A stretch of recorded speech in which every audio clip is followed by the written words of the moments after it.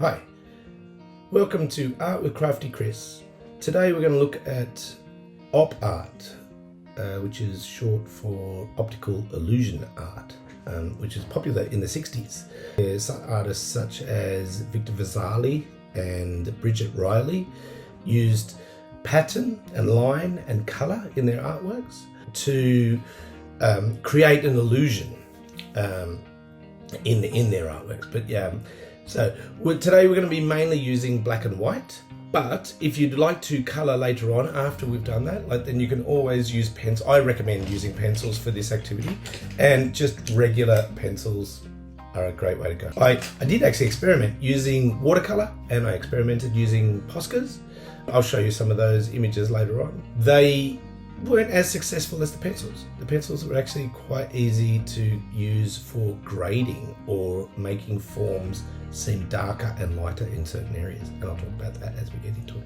Alright, so what you would want to have on hand, and at basics, if all you've got is a pen, that's great.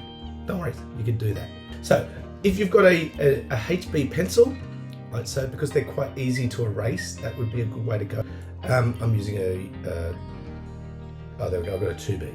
But yeah, anything that's really quite light. And so, weirdly enough, the B on the pencil stands for black. So the higher the number, the softer the graphite, the blacker the line. And H stands for hard. So the higher the number with the H, the harder the graphite, the softer the line. A permanent marker will be really great for this activity. Not essential, but great if you've got it. I like the permanent markers because they're waterproof. And I actually use this Uniball fine eye. I like to draw with this because, for the same reason, it's got a nice flowing line, and also it's waterproof after you're finished, which is great. If you did want to actually use colour with watercolour, you can work over the top of this, and it looks great.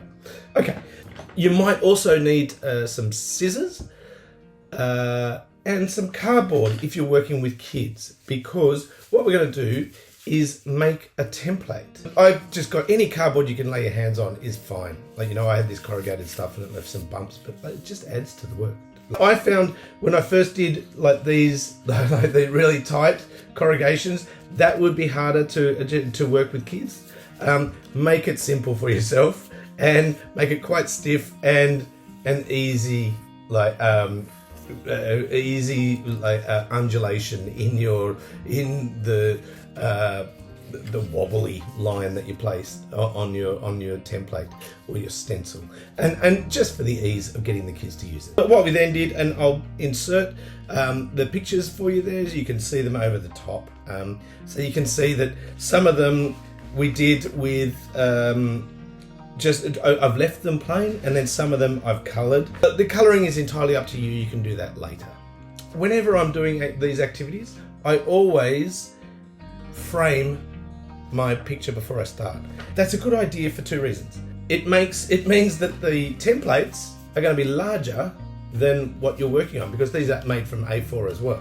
And so when they're cut, they're actually larger than the page I'm working on, which is good. The other thing is that the white, the border that's left by your by your frame, it actually enhances the work, and it helps with the optical illusion.